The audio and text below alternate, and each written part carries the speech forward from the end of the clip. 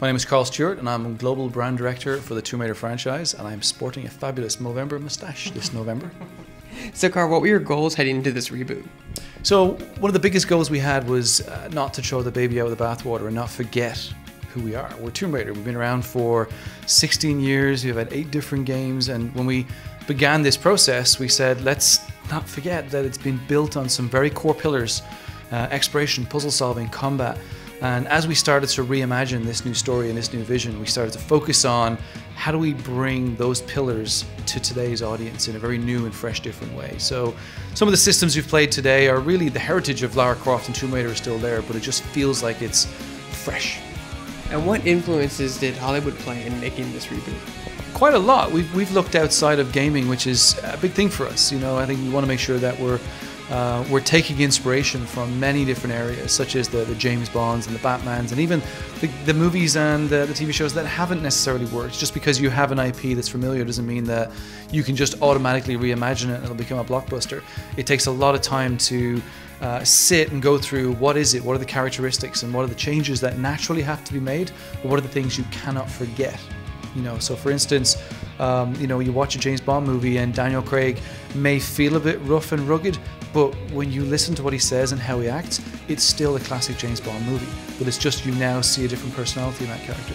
So for us with Lara Croft, it was a case of how do we take the inspirations from examples like that and make sure that we don't forget who she is for this new vision. So talk about as much as you can about the story in this game. Like, where does it take place? It takes place on an island, it looks like. So Lara is on her very first adventure. She meets an old family friend called Roth, Conrad Roth, who's been around her a long time. She's known him since she was a kid, and he has a ship called the Endurance, and he's pulling together a crew to go on this this treasure hunt with a TV reporter called Whitman. And Lara wants to be on that adventure. And in the early stages, she realizes that this could be her calling. She wants to be a real treasure hunter, an adventurer. But within a few days, the storm hits just off the east coast of Japan, and the ship is strewn onto a coastline with many other castaway ships and vessels from many eras gone by. And Lara is left to fend for herself. She quickly realizes that some of her crew are still alive and she has to go and save them.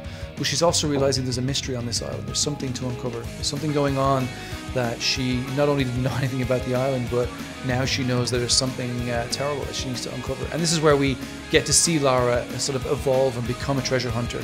Before now, it was just the goal of getting there, picking something up and feeling like she'd been awarded it. Now it's a case of her having to take on this conscience of, I've got to save my friends, but along the way I've also got to figure out what is happening here, and I'm intrigued. So this is a brand new Lara Croft. She's a lot different than the past incarnations. Can you go a little more detail? I mean, she's younger, she's just starting out.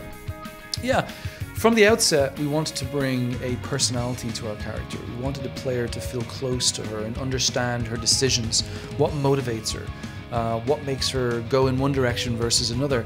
And in previous Lara Crofts, they've always been about a girl who has had a luxurious life. She has money, she had a beautiful mansion.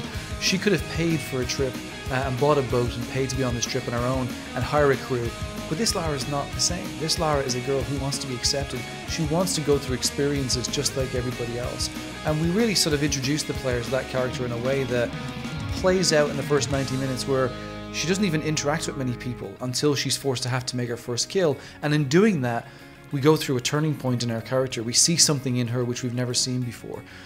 So for us, it's important that we don't forget who Lara is, but we needed to have a fresh palette to be able to start from. We wanted to make sure the player felt like they understood her, they were a little bit closer to her. And gaming has come a long way since the very first Tomb Raider. How have you designed this game to appeal to the larger gamer audience? So we've designed this game in a way to allow to make it accessible to both the Tomb Raider fans who want to explore, and who want to be able to rummage around and find tombs and really be challenged. But then we've also looked at our combat system, and we've looked at the exploration system and the tactical world choices. And we've made it whereby the player gets to choose their own path in a way.